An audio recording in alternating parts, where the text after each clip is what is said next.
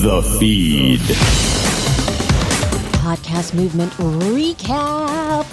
YouTube supporting RSS feeds by end of year. A second hosting company, Triton, has integrated with YouTube metrics. Commentary on video versus audio and why it's okay to just have an audio podcast. Libsyn unveiled LibsynEDU to empower educators and students in podcasting. Apple announces subscription analytics, more delegated delivery partners, and Linkfire for podcasts. Relay.fm launched their annual St. Jude fundraiser, the Shure MVX2U USB interface, and stats, mean and median numbers. Hello. I am Elsie Escobar, Director of Community and Content for Libsyn, and this is episode 252 of The Feed, the official Libsyn podcast, the podcast that takes it beyond how to podcast into keeping you podcasting with podcasting tips and information for the everyday podcaster and taking you inside Libsyn. Now, if you're looking for some love for your podcast, we would love to feature you on the show. Send in your 30 to 60 second promo. How do you do it? Attach it to an email and send it to thefeed@libsyn.com. If you don't have a promo, but you want your voice on the show, ask us a question or add to the conversation that you hear on an episode, send us voice feedback. You can call us at 412-573-1934, or you can use SpeakPipe at speakpipe.com/thefeed. I'll be keeping an eye out on your email, and then I'll send you all of the information. It is first come, first serve, so the sooner you get your info to me, the sooner I get you in the queue. All of you that are preparing some special end-of-year content, send the promos over ASAP. And now on to our main conversation with Rob Walsh, VP of Podcaster Relations at Libsyn, as well as my co-host, right after the first promo of the episode, the Strokecast with a special episode. Welcome to Strokecast. Summer may be swimsuit season, but despite what the ads say, you do not want to get toned. Tone and spasticity is a common result of brain injury. It's why many stroke survivors walk around with their hands in a fist and their elbow bent. Dr. Wayne Feng, a researcher from Duke University, joins us to talk about tone and spasticity after stroke and how to treat it. Visit strokecast.com/tone basics to hear the conversation. Hello, Rob. Good generic time of the day, Elsie. Happy we're not longer a podcast movement. We're home. Yes, we are home. It was good to see you and others, and it was definitely busy.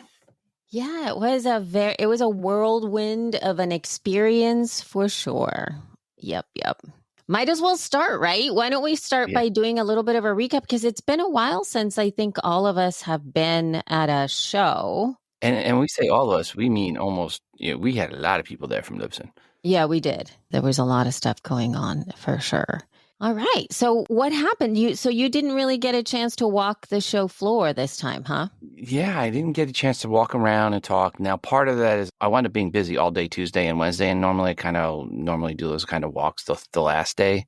Mm-hmm. But I had to leave early Thursday morning, like 7 a.m., so that I could get home in time to meet the teacher night for my oldest son, the very last one. He's a senior.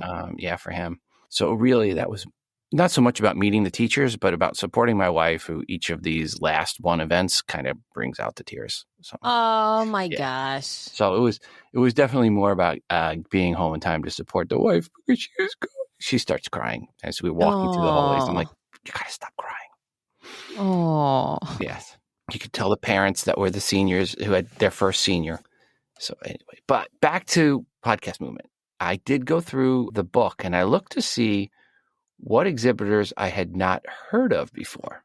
And it was a high percentage. It was 26.47% to be precise. Oh my gosh. One of them I need to thank for the socks they gave away. They are the exact color of the Chiefs.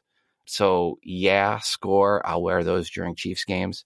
One of those that I was not familiar with, but did talk with at the Libsyn booth, they came over, was Trailergram from Amaze Media Labs. Uh-huh. And it is one I'm going to try out. They will promote your trailer for your show, which if you are going to promote something for your show, that is it, right? We always said, have a good trailer for your show. I did in my presentation say, do not hire a company that will promote the direct URL of any of your episodes or promote a landing page with a player for your episodes. Those will goose your numbers and get you kicked off of pretty much every advertising platform these days. But Trailergram is doing the right thing, and they're promoting your trailer, which is what you want from a marketing company. In my presentation, yes, that marketing advice for your podcast is BS 2023. I called out those that are doing what I call loot coin marketing. And that is where a direct URL of an episode is used to be listened to by someone playing video games so they can collect loot coins in the game. It is annoying to the player. And as I showed in my presentation, completely worthless per gaining an audience. Once the loot coin marketing campaign is turned off, the audience drops back to where it was before, as really any reasonable person would expect it to.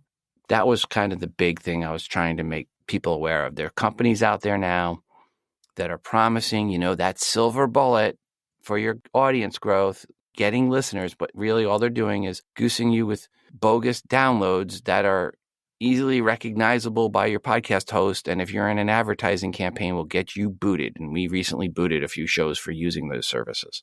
Now, back to the Libsyn booth, we had really great traffic. I was busy all the time at the booth, and we had a ton of people at the show and at the booth. So, again, great traffic. Thanks, Dan and Jared and team, Podcast Movement, for bringing all those people in. I did get to see the booths around us, and one of them was Nomono, Nomono. Maybe Nomano would probably make more sense in the audio space, which had the coolest gadget at the show from what I heard, because again, I didn't get to all the booths, which is the sound capsule, which comes with 4 wireless stellar mics, a Wi-Fi connected multi-track recorder that captures room tone in 3D alongside the recordings for each wireless mic, and a portable charging case. It is not cheap. It is $2,500. But if you are a producer going to remote locations where you have 2 to 4 co-hosts and your job is to record them, this could be a nice solution and save you time editing, especially if your clients are not the type that like to be holding a mic or can stay on mic and tend to be in a place that might have a bunch of background noise. Rob Greenlee was working with them at the booth, so he's working with them now. We'll have a link to it in the show notes. So that's my short, and we'll talk more about it, but that was my quick intro encapsulation of a podcast movement. I have a little soapbox here in a minute, but anyway, Elsie, your thoughts? A little soapbox moment. Yeah, no, I didn't really get a chance to be at the booth too much because I was exactly like you were. I got there on Monday, kind of late-ish, right? And then I went directly to start recording and setting up to record because you did a lot of video recording there, and it was really exciting and fun. I loved doing that. It was amazing. So I hope to be able to have that information out very soon for some of the video stuff that we took in there. But I think the team as a whole had a really good time. My session was really nice. It was great to be able to be on stage twice for a panel and for my session to be able to talk through all of that stuff. But it was such a whirlwind.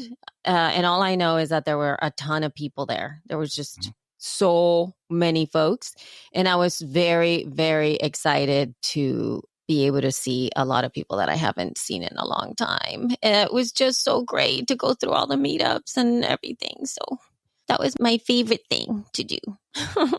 There were obviously around these events, there are announcements that come out. You put in this first one here from YouTube.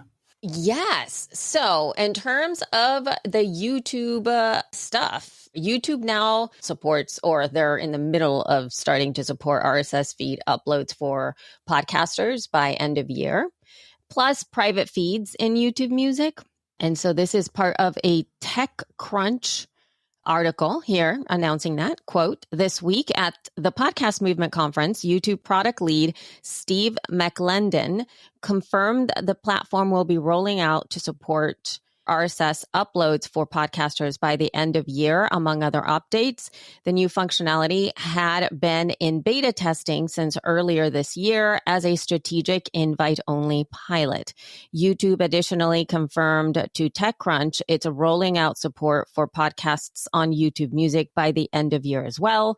Also, at the event, the company announced that it would support the ability for users to add RSS feeds to their library within YouTube Music, including private feeds. This would make YouTube Music more competitive with standalone podcast apps, including Apple Podcasts, Overcast, and others. And it puts YouTube Music ahead of Spotify in terms of supporting private RSS feeds. We'll have more information as those features roll out, but it was good to hear. Again, as we always say, in Libsyn, we already support publishing to YouTube. Go in, go to settings, go to social, set up YouTube, get a playlist, and you can get your podcast automatically converted from audio to video and published into YouTube and get the stats back, which we've supported those stats back since the beginning of the year. But that's something we've harped on many episodes. There was a second hosting company has now integrated with YouTube metrics. Like I said, we did earlier this year. Someone told me they claim to be doing it the first. No. For the feed, as an update, we are seeing YouTube at around 4.1% consumption on average for the last 5 episodes from YouTube. Per those episodes of the feed, when I looked at it, that puts YouTube in 5th place behind Apple Podcast, Overcast, Pocket Cast, and Podcast Addict. So it's ahead of Spotify and Chrome for us, Elsie. Oh my gosh. So it's not insignificant, and why we keep telling you to connect your show to YouTube, but it's not transformative as some make it out to be. By the way, if you discovered this podcast via YouTube, where you stumbled upon it, i.e. the first place you ever heard of the feed was YouTube, please email me, rob@libsyn.com.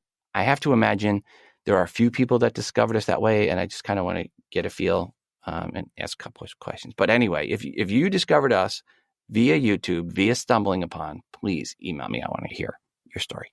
That would be amazing. Yes. Shout out to folks who have discovered the feed on YouTube.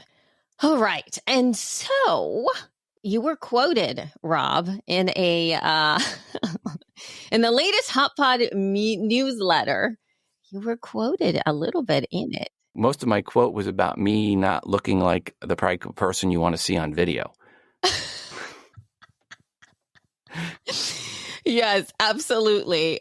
So this was written by Amrita Khalid, who is taken over currently for Ariel Shapiro, who is the kind of original writer for HotPod, who is currently on maternity leave. And Amrita is doing such a fantastic job taking over for a little bit.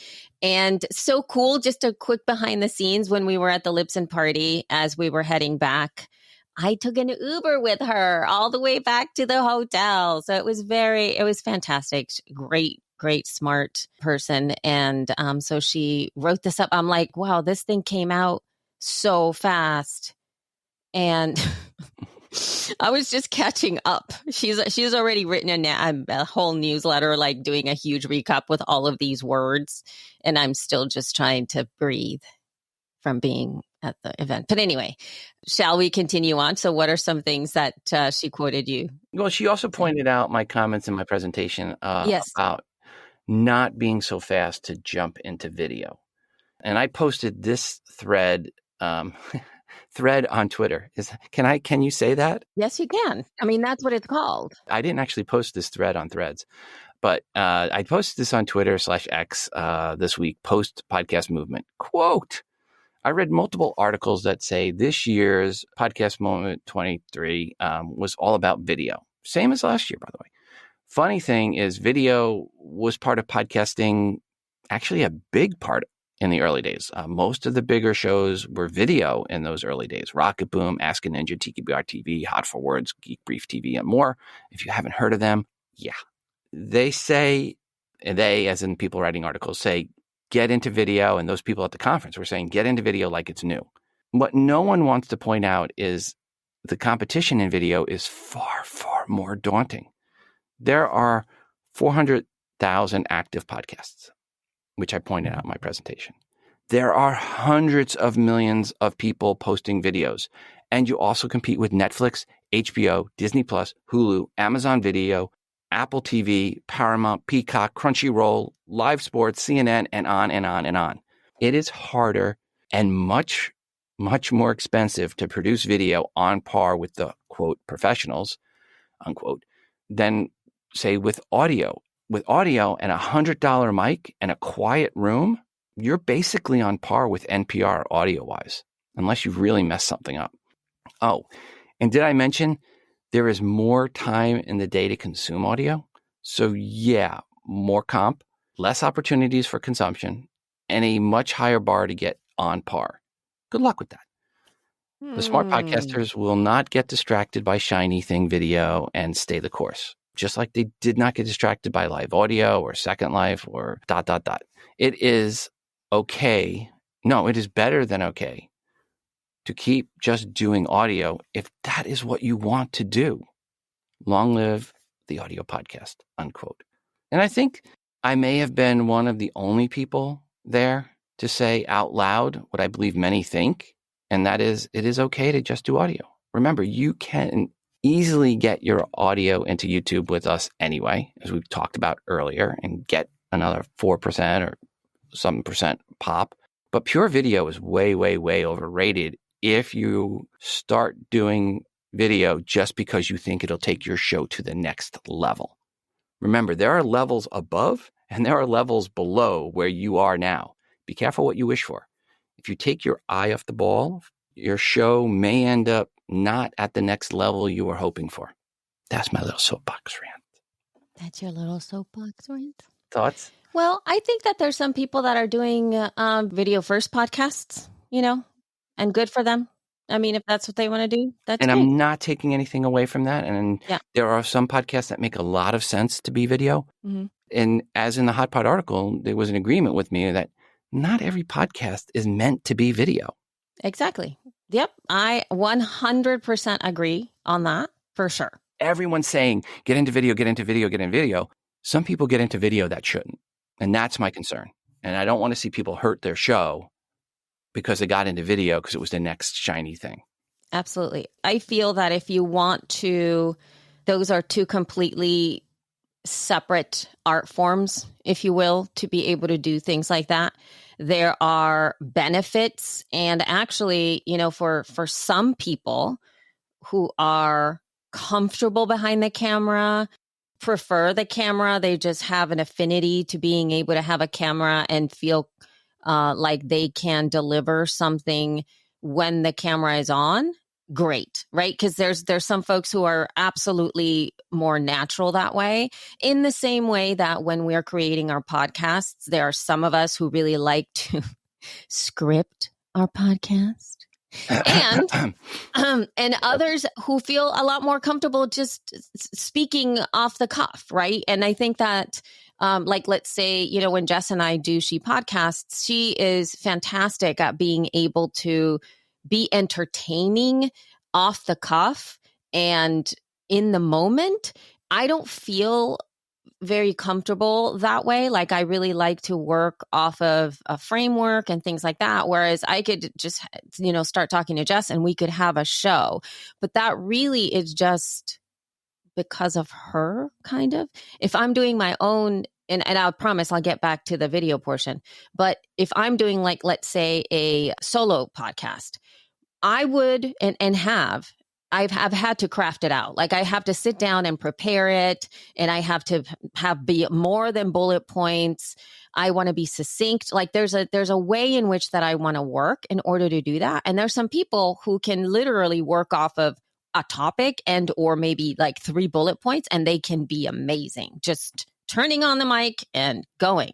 It's the same way for video. With video, sometimes you have to there's so many aspects of it. You have to make sure that you are connecting with the people on the camera. You have to make sure that there are other layers of you being in frame to make sure that everything is working. All of the connections are working as well, that there's the right type of camera maybe, and or make sure that the audio is working. Like there's just so many other aspects to being able to also record video and also handling those larger video files. So yes, it is by far so much easier, I feel, to record an audio podcast. But I do see, and for sure, Rob, I have seen my own behavior change when there's a couple of, now there's even more podcasts that I prefer to consume on YouTube versus audio. I'm subscribed, if you will. I'm following the show in Apple Podcasts or Castro. And I'm also subscribed to their channel on YouTube. And I prefer to consume it on YouTube first. And they have a lot of people watching their YouTube videos. So, and it's just a talking head. So it really depends on your show and how comfortable you are with it. That's it. Yeah. And I'm not saying don't do video. I'm just saying don't do video for the wrong reason. And the wrong reason is doing video because everyone's telling you to do video. Correct. You need to tell yourself you want to do video, not listen to what the latest thing, people jump on these bandwagons. Oh, let's promote video. I sound smart. Doesn't make you smart. It's just, that's the cool, shiny thing. 3 years ago, some of these same people were saying, hey, do live audio, right? And so it's just, They lick their fingers, stick it in the wind, see which direction it's blowing, and that's the way they go. We've supported video at Libsyn since Libsyn started. So it's not like I'm biased against it in any way, shape, or form. I just happen to have seen what happens to people when they take their eye off the ball. And I've seen good shows go to the next level, which was 3 levels down and not 1 level up. So keep your eye on the ball. That was my message around video. And that was what was also picked up in that article. She agreed, not every show should be that way.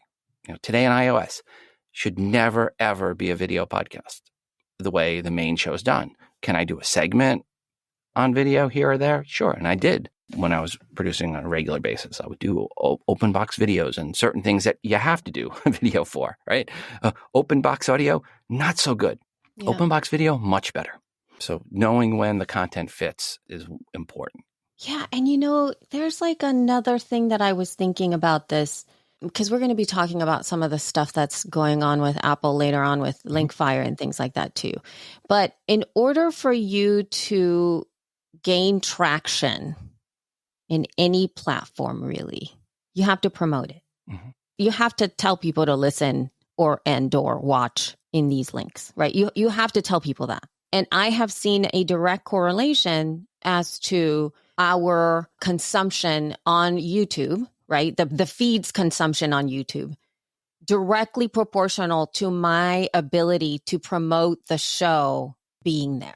So in the last episode 250, because we were at Podcast Movement, that episode went out on that Tuesday, which was the first day of Podcast Movement. And thus, it just went live and I didn't touch it, nor tell anybody. Like I didn't even say, hey, we have an episode up or anything like that, because I was in the middle of doing the other stuff.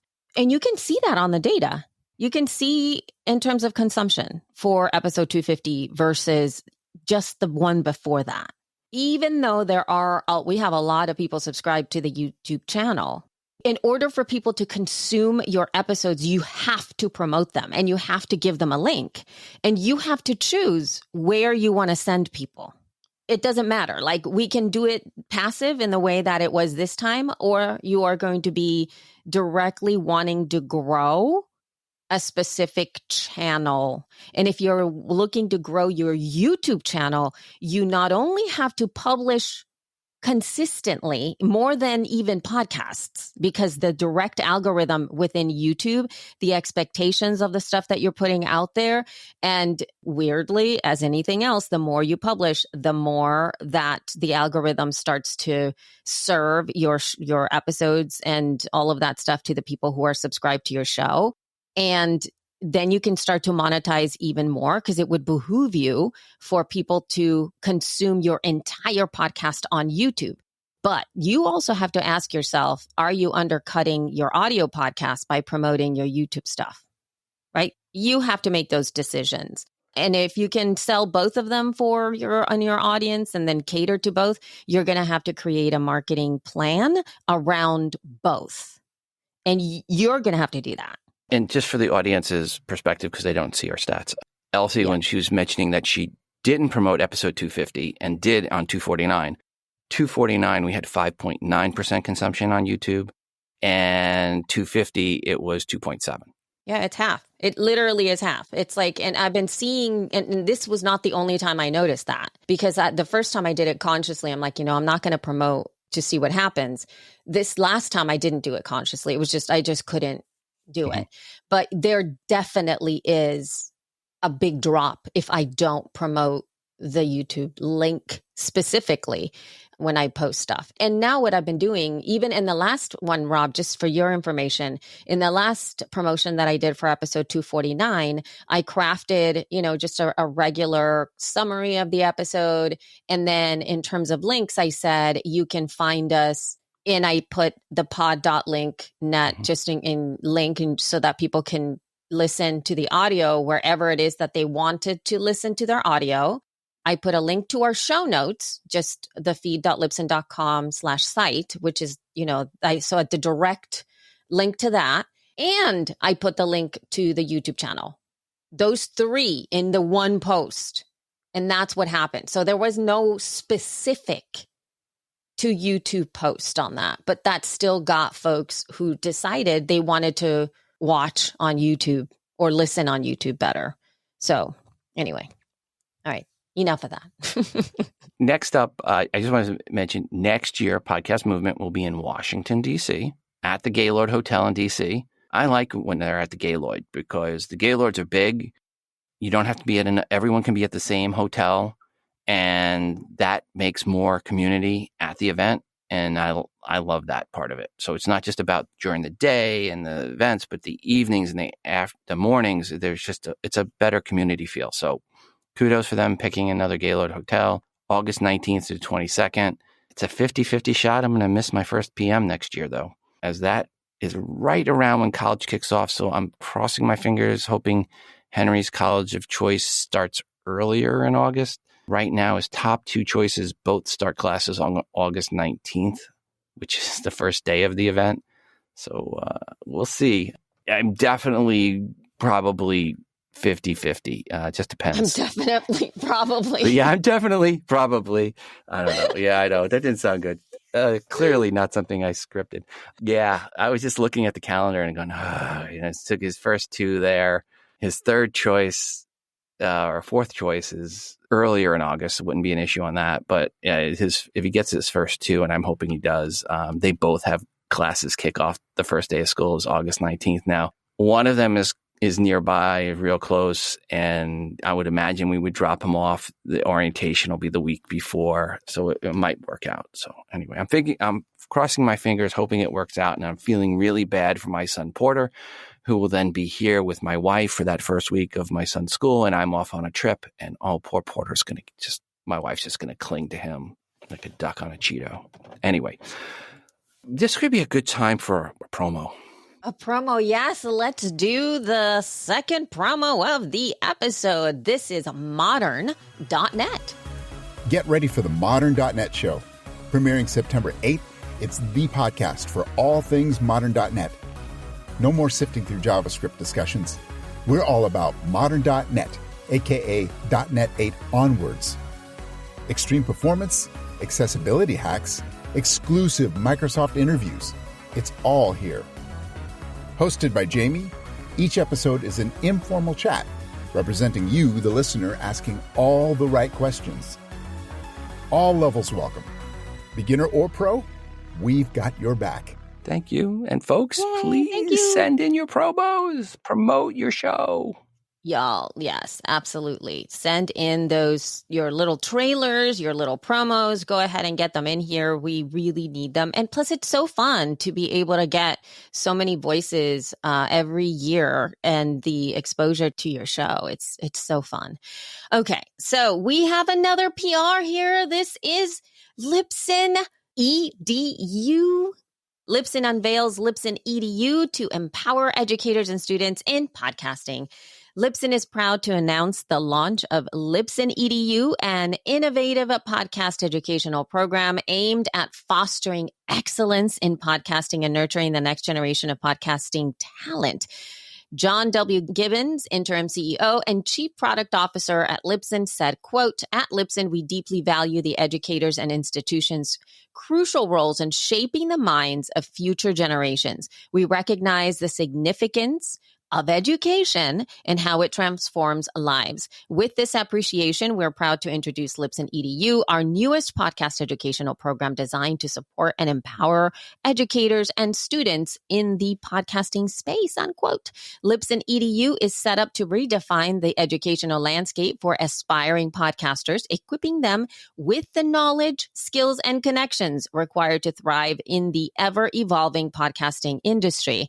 As part of the program, Libsyn will equip academic institutions with discounted access to its suite of industry-leading hosting and monetization tools and offerings. Students will also enjoy supplemental coursework developed by industry experts. This coursework will cover various aspects of podcasting, including production techniques, storytelling, marketing strategies, audience engagement, measurement, and monetization. In addition, LibsynEDU partners and participants will have the privilege of engaging with thought leaders and influential figures in the podcasting realm through guest speaker sessions and on-campus events.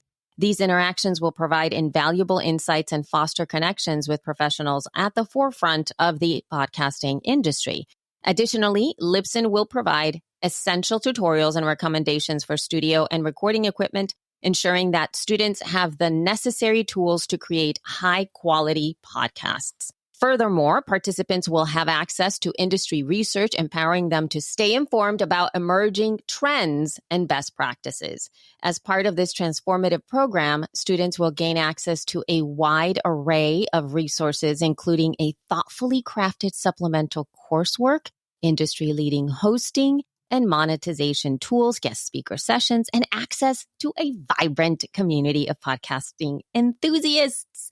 Libsyn is also announcing the creation of the Libsyn Fellowship, supported by a grant from Libsyn for a student enrolled in the Podcasting and Audio Reportage Master's Concentration at NYU's Journalism Institute at the Graduate School of Arts and Science. The Libsyn Fellow will be chosen by a panel of NYU arts and science faculty and conduct original research focused on podcasting in consultation with faculty. Libsyn selected NYU's Journalism Institute for its Libsyn Fellowship as it offers the first graduate-level journalism program specializing in audio podcasting.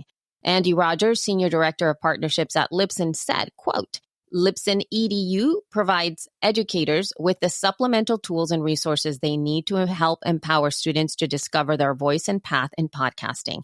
The development of LibsynEDU and the Libsyn Fellowship exemplify our commitment to nurturing the growth of podcasting, supporting the visionary minds in podcasting academia, and empowering the next generation of podcast creators. Sarah Morio, Director of Marketing Operations at Libsyn, added, quote, "We look forward to building on our NYU relationship for years to come, while also providing students worldwide with invaluable resources and opportunities to succeed in their podcasting journey," unquote. LibsynEDU hosting plans are priced as low as 75% discount off regularly priced plans. The plan includes access to both Libsyn Connect and comprehensive feature-rich recording solution that provides creators with everything they need to remotely record the highest quality interviews in Libsyn Studio, an all-in-one podcast creation platform for new creators to plan, launch, and distribute their content. Additional hosting plans like LibsynEDU Plus and Libsyn Pro are also available at the enterprise and institutional level. For more information about LibsynEDU, podcast programs, and courses available from our partners and various student resources, academic institutions, educators, and students, you can visit libsyn.com/education or email education@libsyn.com. Wow. That was a lot. That was a lot. So, one of the parts of the Libsyn EDU Plus gives the ability for an education facility to have multiple shows and different levels of access. And one of those is the ability for the students to upload, but not actually publish live. So the professor, teacher can listen to the episode before releasing it. This way, in case the person says something controversial that offends the 40% on the left or 40% on the right, the teacher doesn't lose their job. I heard a couple professors that I had talked with that said, yeah, the ability to make sure what is released is not offensive to somebody, which is difficult these days, that was really a plus for them. Good. Yeah. This program, Sarah and Andy have really been working very hard to make this happen for a long time with tons of meetings with universities. And the programming that we are going to be supplying is going to be top notch. It is very well thought out. We have been advised by folks who are very well versed in teaching. So not necessarily, we obviously know podcasting. We know podcasting inside out. Our team is some of the highest educated as it pertains to podcasting, and we can teach about all of the layers within podcasting.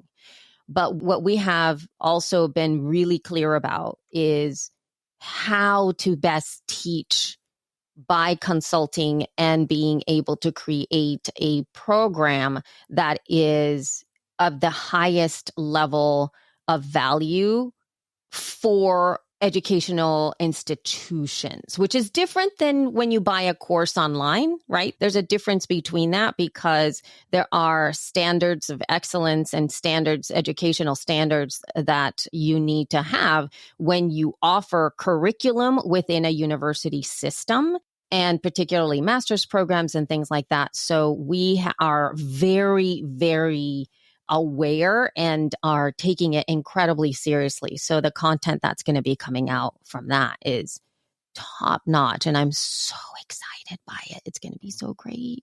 So great. Yay, team. Okay. Moving forward here, we have a release that also happened at Podcast Movement. And this is from Apple. Introducing subscription analytics, more delegated delivery partners, and Linkfire for podcasts. Okay, so Apple had a few of these announcements on August 21st for Podcast Movement. And one was about a few more partners supporting delegated delivery, something we've supported for a year now. Another was about subscription analytics, which if you are offering a subscription, looks nice. We'll have a link in the show notes where you can read up more on those first two items. And then there is the third item that I think all podcasters would be interested in. This is Apple's partnership, and that's with Linkfire, and it's for podcasters. And here's what Apple had to say in their release, and I'll read this. Quote, Linkfire, the marketing platform used by top artists and labels, is expanding into podcasting this fall with a toolkit built for podcasters featuring an exclusive integration with Apple Podcasts. With a Linkfire account, creators will be able to generate an unlimited number of smart links to landing pages for their podcasts and measure the ways listeners engage with them while respecting listeners' privacy. These pages, which are easy to set up and work across devices, are designed to connect listeners to shows and subscriptions on Apple Podcasts. Creators can also link to their shows on other apps and feature related products, such as social channels, newsletters, merch stores, and live events. Using the Linkfire Insights dashboard, creators will be able to measure real-time user engagement with these links and pages, including anonymized visits and click-through rates. As listeners use these pages to access Apple Podcasts, creators can view all new engagement insights, including whether a listener has played an episode or followed a show on Apple Podcasts. Let me repeat that. Including whether a listener has played an episode or followed a show on Apple Podcasts. Creators who offer Apple Podcast subscriptions and are enrolled in the Apple Podcast affiliate program can add their affiliate token to also measure free trials, subscriptions, subscription proceeds, and affiliate commissions generated using these links. These industry-leading insights, which are aggregated and anonymized to protect user privacy, can be viewed across links and over various time periods, making it possible to reliably attribute performance to a specific channel, campaign, or promotion. This means creators can use Linkfire for podcasts to measure the performance of audio cross promotions, digital ads, or a limited subscription offer, such as an extended free trial. Jeppe Forfelt, and I'm sorry, Jeppe, if I got your last name wrong, Linkfire co-founder and CCO said, quote, Linkfire for podcasts is an absolute game changer for podcast marketing. Through our exclusive partnership with Apple Podcasts, the world's leading podcast platform, Linkfire for Podcasts delivers all new engagement insights that unlock new marketing capabilities for creators while respecting listeners' privacy. We're excited to see the creative ways podcasters promote their shows using this innovative toolkit, unquote. Linkfire will be available to all creators and shows worldwide for free this fall. Additional features can be unlocked with a subscription to Linkfire for podcasts starting at $9.99 per month. Creators can learn more and register to be notified when Linkfire for Podcasts is available at linkfire.com/podcast, unquote. This will be very interesting as it looks to give insight on what people do once you send them to Apple Podcasts, which up to now has mostly been a black box where you really had no idea how well a campaign to send people to Apple Podcasts was really working. For the free offering, the site says, quote, unlimited ad support, smart links, and landing pages to connect your followers to everything you do. So again, it's an ad-supported smart link and landing pages. That's the free offering. For $9.99 a month offering, it says, quote, more customization and control for creators seeking to elevate their branding and gain more followers. I guess that means no more ads. I'm hoping that's what that means. For $24.99 a month, the offering, it says you can amplify your marketing with pre-release campaigns and analytics tailored specifically to meet the needs of artists and creators. There's also a $49.99 a month offering for teams. I signed up to be notified when this is ready to go, and we'll have links in the show notes, and I am sure we'll be talking about this one in more detail in the future. But wow, being able to have an ad campaign you run to promote your podcast and see what actually happens in Apple Podcasts, that's going to be nice. You're going to really know now, hey, did this campaign on this podcast work versus this campaign on this other podcast? Excited to give this a try and see how it works. Me too. I think that, I did talk to Zach a little bit about this stuff, and this is sort of like and I'm sure like this kind of service is very much like a lot of the link in bio services that are currently out there. I use one called Beacons. There are many other ones that you can use. But the interesting thing about the Linkfire, as it differentiates with a lot of the LinkedIn profiles, is that the privacy component is always leading, which is something that, as you know, Apple really advocates for. So it does have, in terms of the analytics that are given, privacy is what leads here. Mm-hmm. So there's anonymized data from the behavior of people taking action. Now, what's great about Linkfire and this is that it's not just for Apple Podcasts. In fact, you can measure other links for other things. And you can expand it so that it's not just Apple Podcast centric, but the integration with Apple Podcasts is the thing that's really lovely. All that to say, I feel like we were talking about before about me promoting the YouTube link and how that works, right? So what I would like to see is which one of the social platforms that I'm promoting is the one that is going to the links that I post. And then that way you're going to be able to craft your own marketing around actual data based on what you want to happen with your podcast. Because there are some things that I've always said that it's really very challenging sometimes to directly convert podcast listeners from social. It's very challenging to do that. And your expectations that just because you share your show on social, it's going to immediately grow your audience is not correct. But maybe this will show it, right? So that you'll be able to see. Now, I'm not saying that promoting on social doesn't have value, because you need to let people know about your podcast. And I can tell you that when I see somebody share their podcast enough on social platforms, and or I follow a podcaster that says my latest episode is out and I am already subscribed, it is absolutely a little nudge to go listen to the episode, especially from podcasts that are not in my daily queue, if you will. So if I see one of the podcasts that I love, that I don't listen to every episode, but they're covering something that I do want to listen to, I will head over to Castro and I will consume that episode, even though I'm not clicking straight through from social, right? So it does have strength and you do need to engage in social channels to promote your show. But it will, I mean, I'm stepping on a limb here, Rob, to say that it does not directly convert to building an audience, a listenership. It is a marketing tool. People need to see it and then they know it. Mm-hmm. It's brand awareness, but it's not, you have to put it out there because people will listen through here. But I'm also curious, you know, given the YouTube thing, why and from where are people clicking through, right? Is it in Instagram stories? When I put the link there, is it in LinkedIn? When I share those links there, or is it in X or Threads or wherever else, right? Which is the one that's converting the most? Because then I can also go like, oh my gosh, you know what? Every time I put my links in LinkedIn, everybody clicks through. I have to do better at promoting on LinkedIn.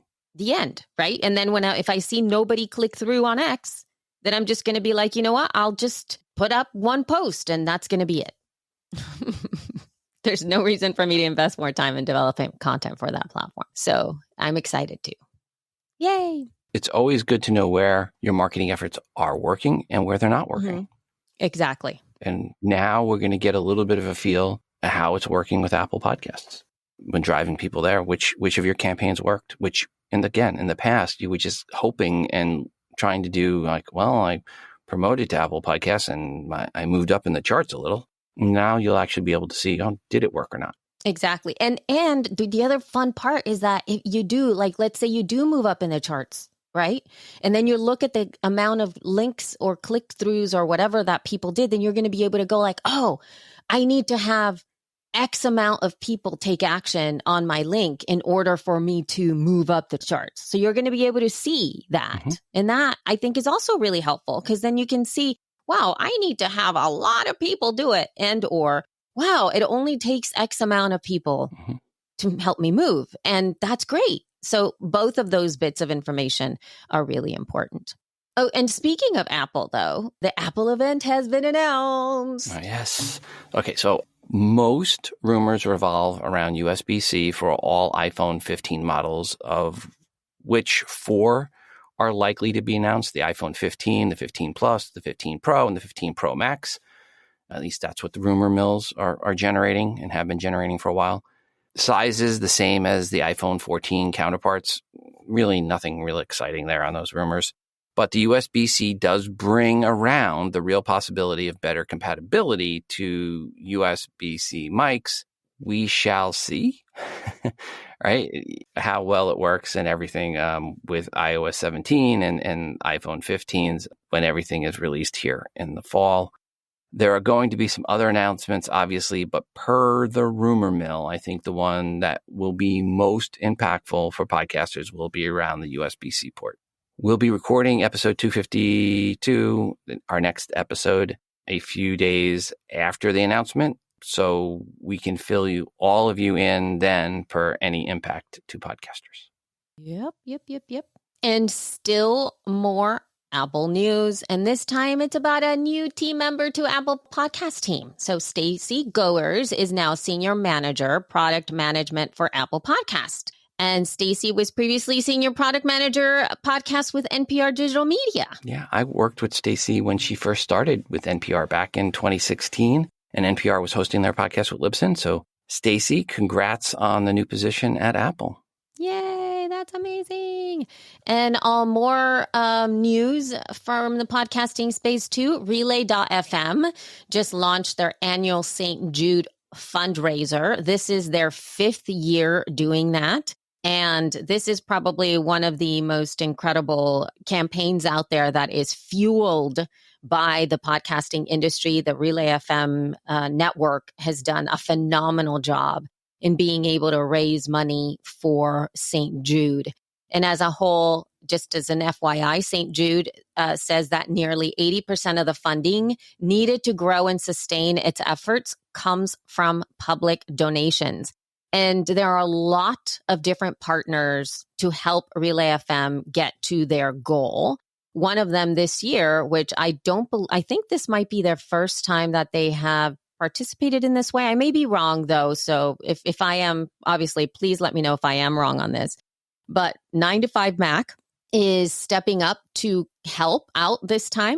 Every time I mention numbers here, guys, they're actual numbers. So 925mac.com/donate. Wait a second. The 2 was not an actual number. The 2 was a TO. Oh, yeah. Sorry. 92205mac.com/donate. You can go in there and they are going to be sort of matching.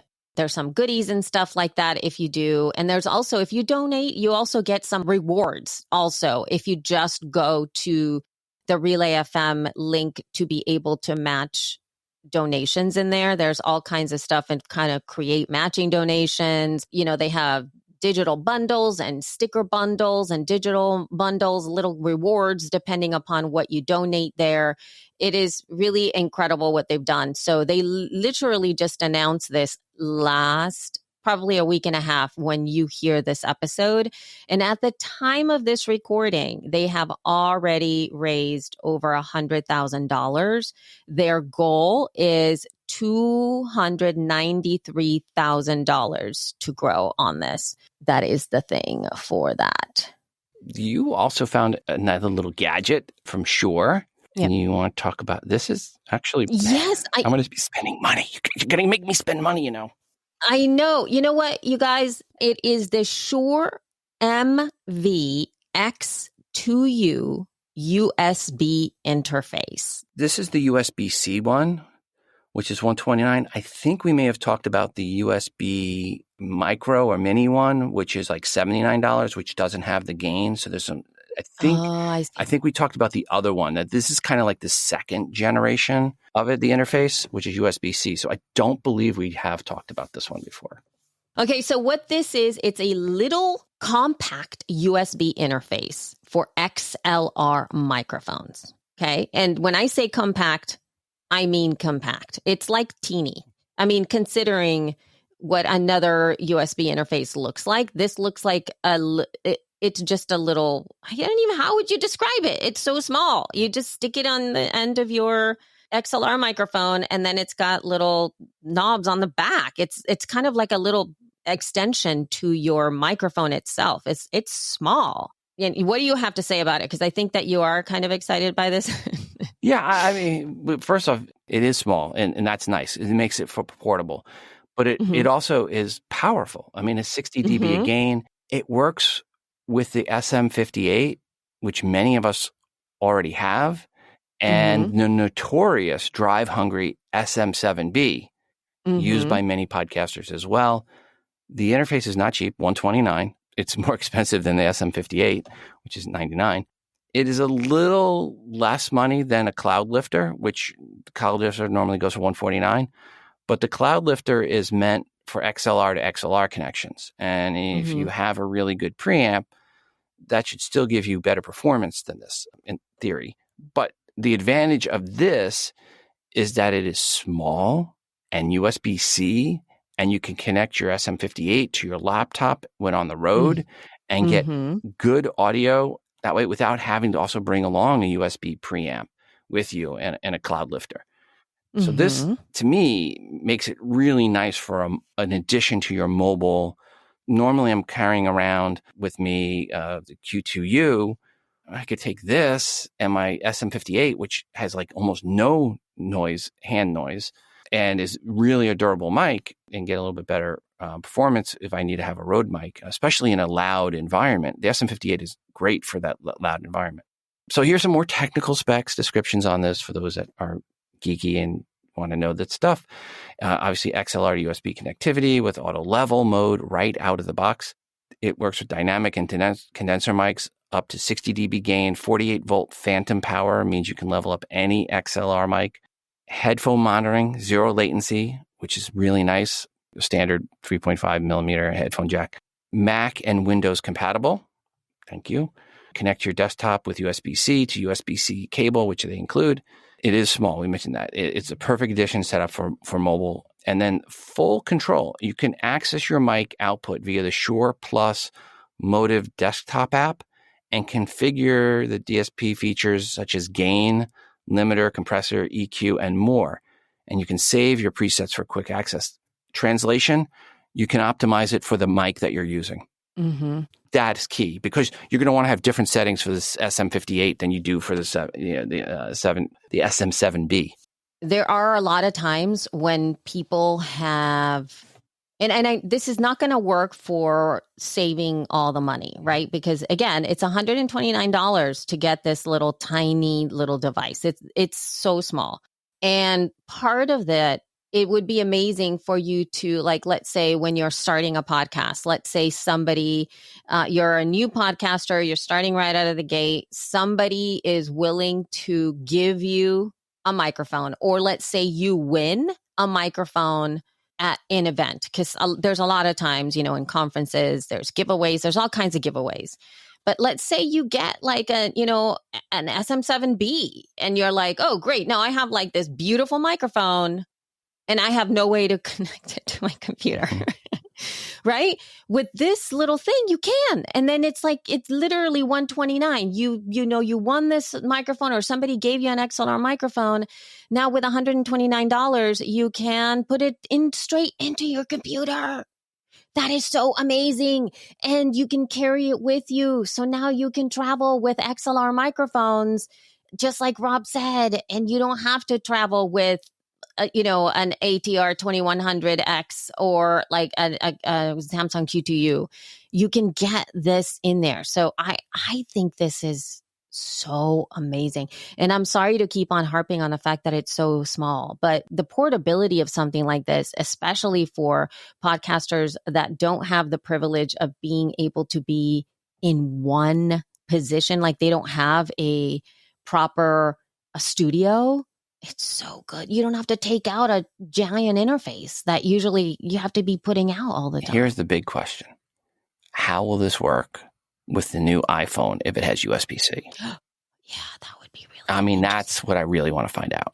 So, yeah. I mean, could you even test it with an iPad? With my iPad Pro. Pro? Yeah, I have the USB iPad Pro. So, again, another thing I can test it with. So, I haven't hit buy yet, but I'm going to after we're done recording. So I'm going to have it here probably tomorrow or Saturday because it's in stock. Yeah, and I have to do that, and I'll have to do some testing and see how does my mics sound when I connect this to various mics onto my iPad Pro. Yeah.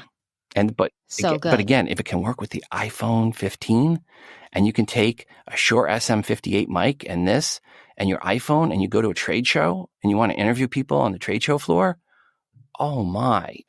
you completely reduced your setup down to really small, compact package. And if you walk around CES, for example, and have to go to the whole trade show and you want to do multiple interviews at trade booths, this could be a huge advantage for those people that are doing, any type of trade show floor interviews. Oh, totally. Absolutely. So good. Game changer. By the way, we're not saying it works with the iPhone 15. Have no idea. We're speculating it might. Right. The potential is exciting. And again, I'm going to order it and I'm going to try it with my USB-C iPad Pro and see how it works with it. And hopefully if it works with it, then it should work with the iPhone 15. It might not work, and we'll let you know that too, but exciting if it does. Yay. So good. Love it. We love making, you're carrying a phone with you. This is just another way to get out there with a mobile setup whenever you need to record. The best mic is the mic with you, and it's better to have less to carry than more. Absolutely. Okay, and then we have a new podcast. Yeah, so this is Strike Force 5 with Colbert, Fallon, Kimmel, Myers, and Oliver. So the 5 key late night hosts raising money for their staffs. So they're doing this podcast as a way to help their staffs out during the writer strike. This is a 12-episode run, 3 episodes a week for 4 weeks. Congrats to their staffs for them really going out of the way, and doing this. It'll be interesting to see how well this receives, how well it does. Spotify paying some crazy money for it, I'm sure, as they tend to do. We'll see how well it does. But, it's anytime something like this comes into the podcasting space and you have these 5 late night hosts who have millions and millions of listeners or viewers, turning them into listeners. And this is, as I understand, it's going to be an audio only podcast. That's a good thing for podcasting in general, because after these 12 episodes are gone, some of these people are going to just say, hey, I like podcasting, and they're going to stick around, and that's a good thing for everybody. So we'll see how well it does. And I was actually their first follower on Twitter. Nice. Look at you. You're fancy. I got a little screenshot of it. Right on. Anyway, that all said, time for another promo. Yeah, last promo of the episode. This is MASH Matters. I'm Ryan Patrick, a super fan who remembers almost everything about every episode of the classic TV series MASH. And I'm Jeff Maxwell, who played Private Igor Straminsky for 9 glorious seasons and remembers almost nothing. Together, we discuss all things MASH, answer fan questions, and share behind-the-scenes stories you won't hear anywhere else. We also talk to MASH royalty. Like Loretta Swit, Mike Farrell. And that Alda fella, too. Listen to MASH Matters on your favorite podcast player. And at mashmatters.com. Thank you. Thank you so much. Thanks for sending in the promo. As always, please, folks, send your promos to Elsie. Promos matter. Like MASH matters, promos matter. So now let us get into Libsyn stats. And this is the median and mean numbers to see how your show measures up or your client shows. The median and mean numbers are based on all episodes released on Libsyn and Libsyn Pro in the month of July, with downloads measured until the end of August. On average, each file was about 45 days old. This is again per all shows hosted on Libsyn and Libsyn Pro. The median number for July was 133. So it's down a smidge from June's 136. The adjusted mean and average, where I throw out the top 0.5% and any files 3 or less downloads, the adjusted mean for July was 1386, up a bunch from June when it was 1308, back in line to where we were for May. 7.1% of all downloads for EPs released in July were in the 5K range or greater for downloads. That's that magical number some advertisers look for downloads for campaigns, and that was up a smidge from June's 7%. And here are some numbers to measure against. Again, to put things in perspective, if your audience, or your episodes, I should say, are getting over 133 downloads after 30 days, you are better than half the shows. If you're getting 500 downloads, you are better than 69.9% of the shows, or you're in the top 30.1%. If you are getting more than 1,200, you are better than 80% of shows. More than 3,200, you're better than 90. More than 7,400, you're better than 95. More than 17,000, you're better than 98%. And more than 29,000, you're better than 99% of the shows. July's numbers were mostly up from June's numbers, with the exception being the median number, which was down a smidge. All right. So where have we been? I think we covered that one as far as physically where we were ad nauseum earlier in the episode. But where else have you been, Elsie? Yes. So I was on Latinas from the block to the boardroom, talking all about the things that I have done in the podcasting space and how I got in here and all kinds of stuff. It's a great episode. There will be a link in the show notes for you to listen. And anywhere other than where you've been, Rob, anything else? Nope. No, I mean, podcast movement was it for me. And I got a couple of interviews scheduled coming up, so hopefully I'll have some to talk about. But folks, if you want to have me on your show, talk about podcasting, college basketball, Chiefs, let me know. Rob at Libsyn.com. But where we are going, so you got something here where Dave is some coming up here.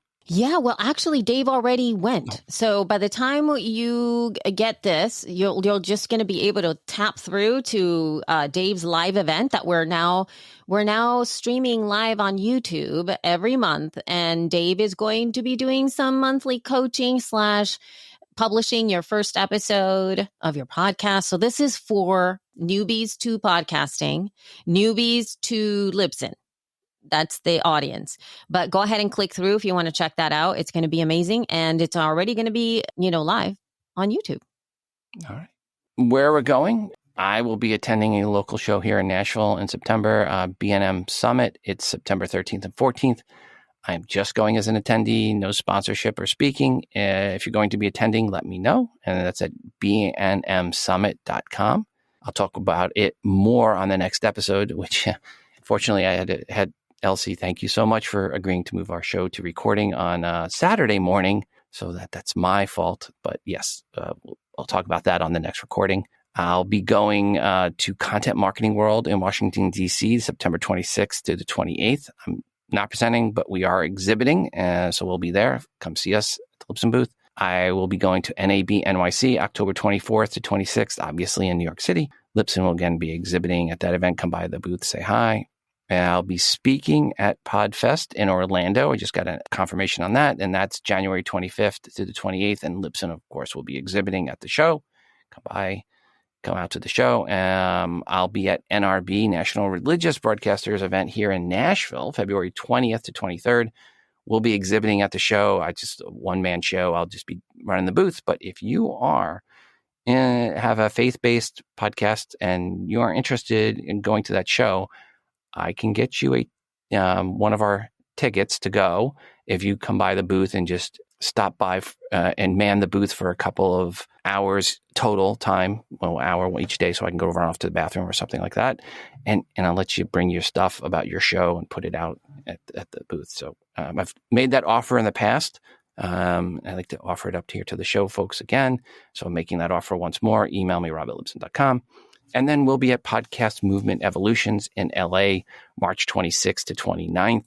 That is it through the end of the first quarter. So the next basically 2 quarters plus of where we're going to be, next 7 months of places that we'll be at. And I'm sure there's going to be some others as well. We'll mention the others as they come up.